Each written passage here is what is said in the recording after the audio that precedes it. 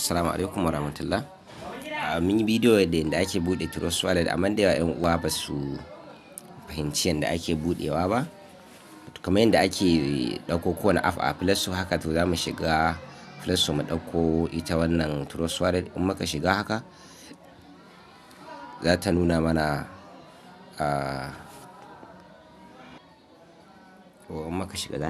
haka, sai mu danna create a new wallet. In muka taɓa sai mu kula nan, mu zo mu taɓa gurin backup ɗin nan, sai mu takin ɗin wa'innan abubuwan guda uku.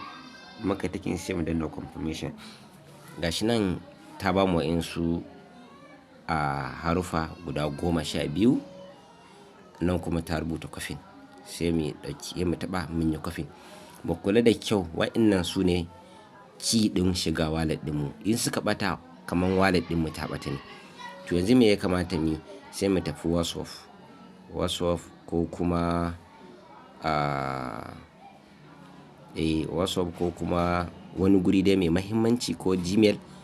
Gashi nan mun ajiye wannan passphrase ɗin a wannan gurin. Gasu nan guda 12. To yanzu me ake buƙata da mu? Sai mu koma nan. Sai mu koma. Gasu nan. To abin da ake buƙata tunda mun yi copying kuma a misali mun ɗauki wata wayar mun samu wata mun ɗauki hotonsu, sai mu danna confirm.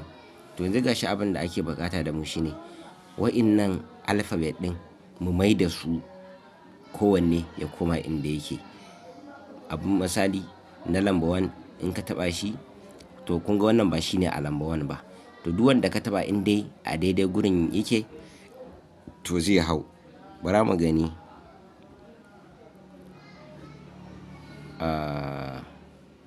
Kun gani? Wannan da yake shine number 1. To sai mu duba wanne ne number 2, sai mu zo mu takin akai.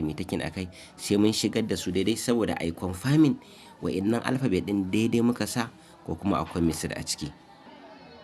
To masha Allah. Kamar yadda kuke gani, gashi nan mun shigar da wa'innan harufa kamar yadda suke daga na 1 zuwa na 12. To abin da ya rage sai mu danna wannan done. Fine, alhamdulillah gashi nan yanzu mun buɗe wallet. Ga wallet ɗinmu nan ta buɗu, ga kuma coin ɗin da suke a kunne a cikin wallet ɗin. Za mu iya zuwa mu taɓa nan mu kukkunna duk coin ɗin da muke so. To a taƙaice dai wannan hanyar ake bi ake buɗe Trust Wallet. Da fatan mun fahimta.